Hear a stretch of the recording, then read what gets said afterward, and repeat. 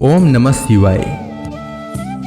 जिस प्रकार इस ब्रह्मांड का न कोई अंत है और न ही कोई शुरुआत, उसी प्रकार शिव अनादि हैं। संपूर्ण ब्रह्मांड शिव के अंदर समाया हुआ है।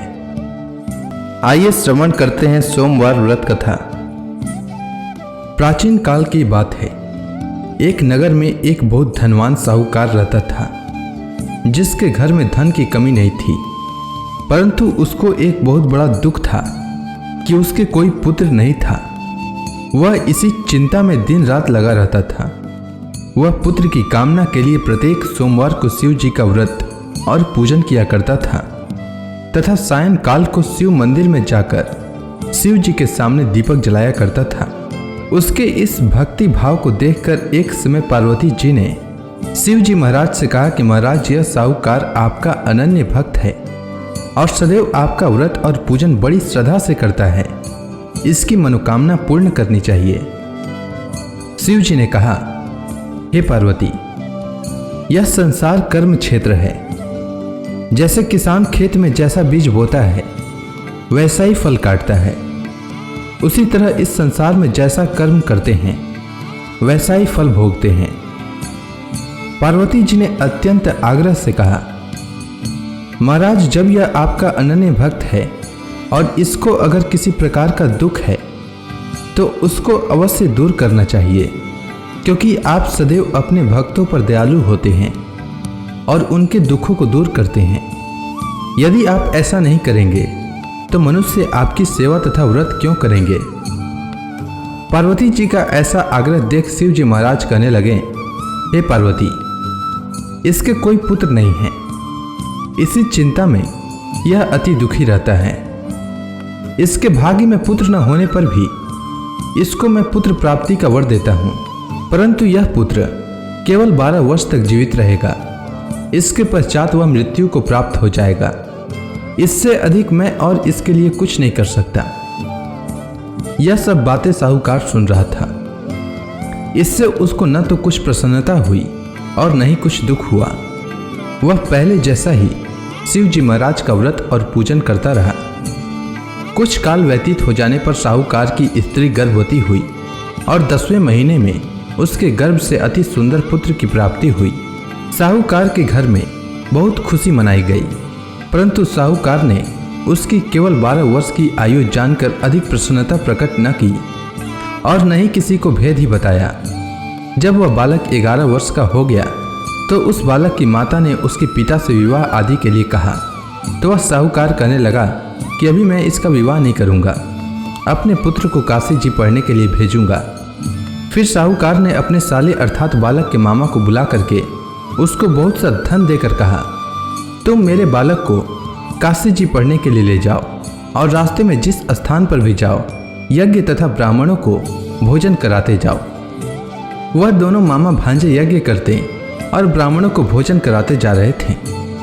रास्ते में उनको एक शहर पड़ा। उस शहर में राजा की कन्या का विवाह हो रहा था। दूसरे राजा का लड़का जो विवाह कराने के लिए बारात लेकर आया था, वह एक आंख से काना था।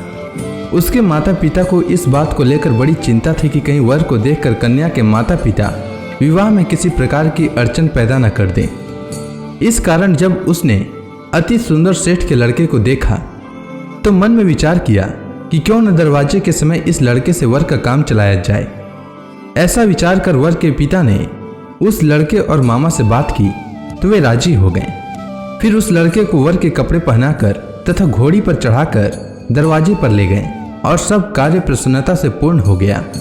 फिर वर के पिता ने सोचा कि यदि विवाह कार्य भी इसी लड़के से करा लिया जाए तो क्या बुराई है। ऐसा विचार कर लड़के और उसके मामा से कहा, यदि आप फेरों का काम और कन्यादान के काम को भी करा दें तो आपकी बड़ी कृपा होगी और मैं इसके बदले में आपको बहुत कुछ धन दूंगा। तो उन्होंने स्वीकार कर लिया और विवाह कार्य भी बहुत अच्छी तरह से संपन्न हो गया।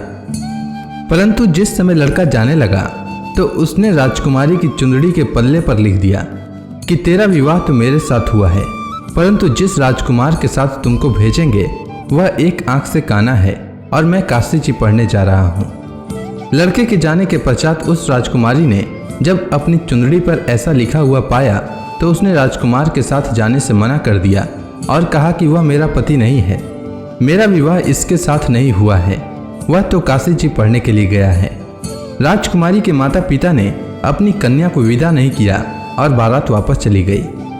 उधर सेठ का लड़का और उसका मामा काशी जी पहुंच गए। वहां जाकर उन्होंने यज्ञ करना और लड़के ने पढ़ना शुरू कर दिया।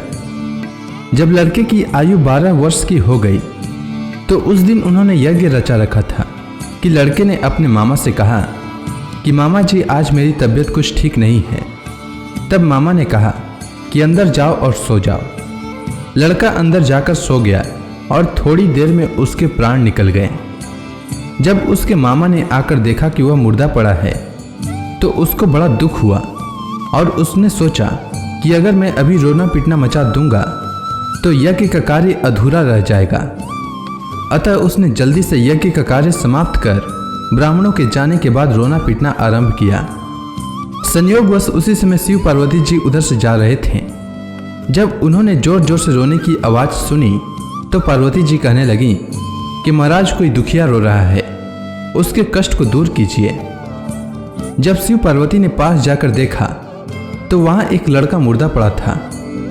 पार्वती जी कहने लगी कि महाराज यह तो उसी सेठ का लड़का है जो आपके वरदान से हुआ था। हे महाराज, इस बालक को और आयु दीजिए, नहीं तो इसके माता पिता तड़प तड़प कर मर जाएंगे। पार्वती जी के बार बार आग्रह करने पर शिव जी ने उसको जीवन वरदान दिया और शिव जी महाराज की कृपा से लड़का जीवित हो गया। शिव जी और पार्वती जी कैलाश पर्वत पर चले गए। तब वह लड़का और मामा उसी प्रकार यज्ञ करते तथा ब्राह्मणों को भोजन कराते हुए अपने घर की ओर चल पड़े। रास्ते में उसी शहर में आए जहां उसका विवाह हुआ था। वहां पर आकर उन्होंने यज्ञ आरंभ कर दिया तो उस लड़के के ससुर ने उसको पहचान लिया और अपने महल में ले जाकर उसकी बड़ी खातिर की। साथ ही बहुत से दास दासियों सहित आदर पूर्वक लड़की और जमाई को विदा किया। जब वह अपने शहर के निकट आए तो मामा ने कहा कि मैं पहले तुम्हारे घर जाकर खबर कर देता हूँ।